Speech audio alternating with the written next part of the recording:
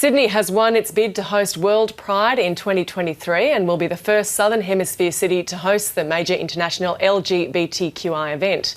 Announced overnight in Athens, the event will coincide with the 45th anniversary of Sydney's Mardi Gras parade.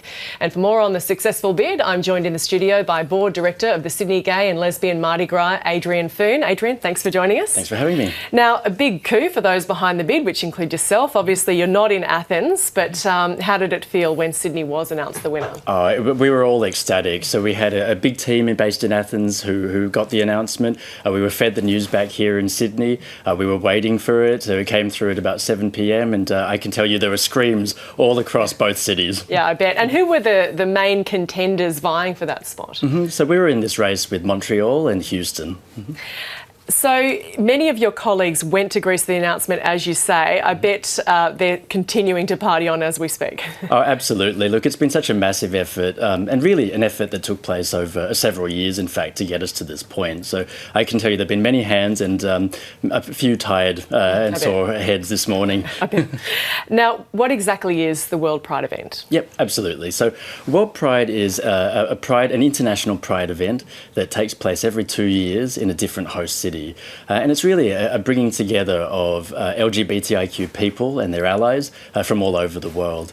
So this year it took place in New York. 2 years ago it took place in Madrid. And so we're so lucky that we'll be having this in 2023. And what sort of events, what actually takes place? So if you think about Mardi Gras, which takes place on an annual basis, you know, we have parties, it's a cultural festival, so we have all kinds of different sort of theatre and spectacles all around town.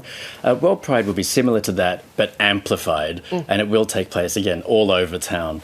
The programming itself is yet to be worked out for 2023, but some of the requirements that we'll have will be, like the Olympics, in fact, an opening ceremony and a closing ceremony. We'll also have a big Pride march on top of our regular Mardi Gras march. And for me personally, I think the most important thing will be the Human Rights Conference, which will take place over 3 days, bringing activists, advocates and defenders from all over the world. Well, indeed, further to that, it's actually our position in the Asia-Pacific region that you and many others believe is part of the strength of our bid. Tell us a bit more about that. Yeah, absolutely. So WorldPride has never been to the Southern Hemisphere before, and so we think that this is a really great opportunity to shine a light on human rights abuses, but also achievements that have taken place throughout our region of the Asia-Pacific. We always said that this bid was not just about Sydney and Australia, but our entire region.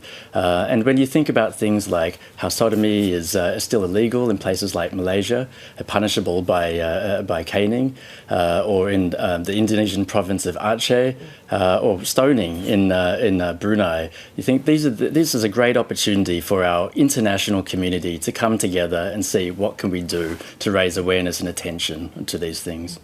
And this is a big event, and as we heard earlier, it coincides with Mardi Gras. I mean, will Sydney cope?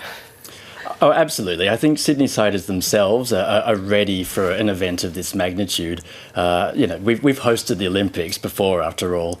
But I think more than that, I think having the prospect of having an event like this, of this magnitude, will only energise the cultural life of this city, including our nightlife. Adrian Foon, the Board Director of the Sydney Gay and Lesbian Mardi Gras. Thanks for joining us. Thanks for your time.